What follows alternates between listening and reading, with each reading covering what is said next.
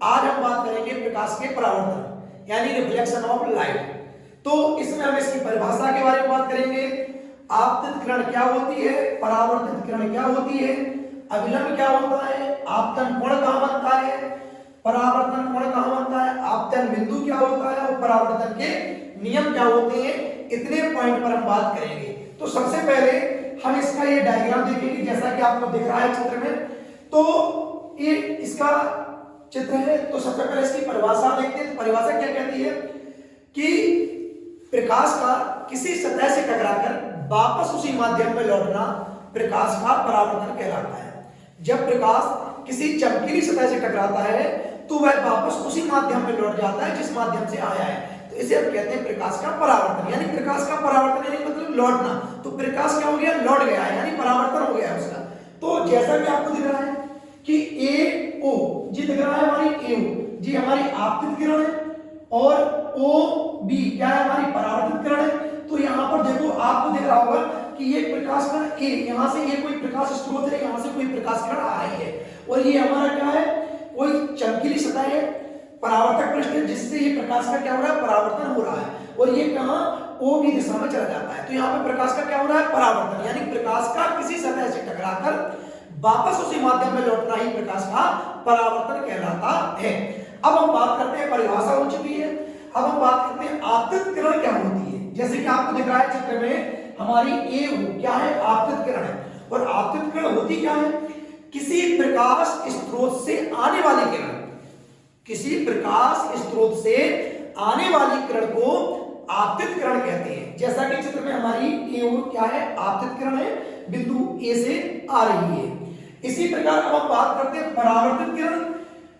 तो परावर्तित किरण क्या होती है, तो जो आपतित किरण है, जो चमकीली सतह या जो हमारा परावर्तक पृष्ठ है उससे परावर्तन के पश्चात जो लौट कर जाती है प्रकाश किरण, उसे कहते हैं क्या, परावर्तित किरण। जैसे कि हमें चित्र में दिख रहा है वो भी हमारी क्या है, परावर्तित किरण है।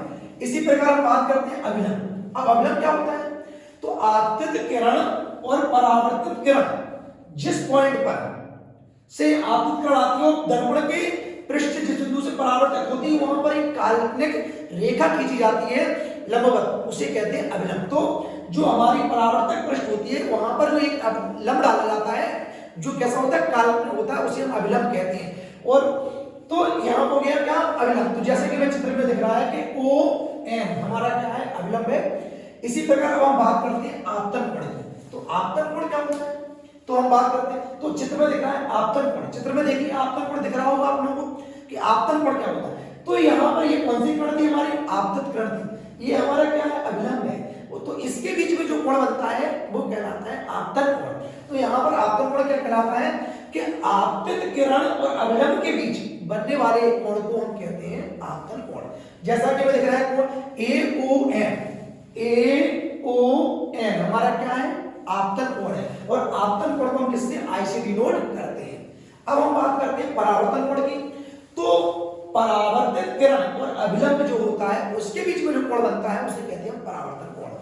तो यहाँ पे देखो कोण B O N, B O N क्या है, ये हमारा परावर्तन कोण है। और परावर्तन कोण कहां बनता है, परावर्तित किरण और अभिलंब के बीच में। आपतन कोण कहां बनता है, आपतित किरण और अभिलंब के बीच में। और परावर्तन कोण को हम आर से डिनोट करते हैं। अब आपतन बिंदु क्या होता है, तो आपतित किरण, परावर्तित किरण और अभिलंब तीनों परावर्तक पृष्ठ को जिस बिंदु पर मिलते हैं उसे हम कहते हैं आपतन बिंदु। माने जिस बिंदु पर आपतित किरण आपतित होती है उसे कहते हैं आपतन बिंदु। और आपतन बिंदु को हमने ओ से डिनोट किया है। इसी प्रकार अब हम बात करते हैं परावर्तन के नियम। तो परावर्तन के दो नियम होते हैं। पहला नियम क्या कहता है कि I बराबर R। अब I क्या होता है, तो देखो आपतन कोण होता है और R क्या होता है, तो R होता है परावर्तन कोण।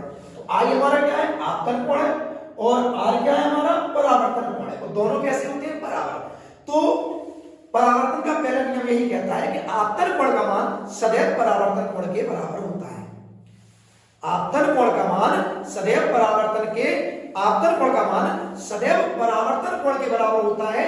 ये हमारा परावर्तन का पहला नियम कहता है। अब दूसरा नियम क्या कहता है, जैसा कि दिख रहा है आपतित किरण, परावर्तित किरण और अभिलंब। अब हम चित्र में देखते हैं तो देखिए हमारी ये आपतित किरण है और ये हमारी परावर्तित किरण है और ये हमारा क्या है, अभिलंब है। ए ओ क्या है, हमारी आपतित किरण है, ओ बी क्या है, हमारी परावर्तित किरण है और ओ एम क्या है, हमारा अभिलंब है। तो तीनों एक ही तल में, एक ही पृष्ठ पर, एक ही बिंदु पर होते हैं। कहां पर, आपतित बिंदु पे होते हैं। तो दूसरा नियम हमारा यही कहता है कि आपतित किरण, परावर्तित किरण और अभिलंब तीनों एक ही तल में, एक ही बिंदु पर होते हैं। तो ये हमने परिभाषा पे बात की, आपतित किरण पे बात की, परावर्तित किरण पे बात की, अभिलंब पे बात की, आपतन कोण पे बात की, परावर्तन कोण पे बात की, हमने आपतन बिंदु और परावर्तन के नियम पर बात की। यदि आप लोगों को वीडियो अच्छा लगा हो तो हमारे चैनल को सब्सक्राइब कीजिए और हमारी वीडियो को लाइक कीजिए ताकि हम आपको नए नए वीडियो लाते रहें।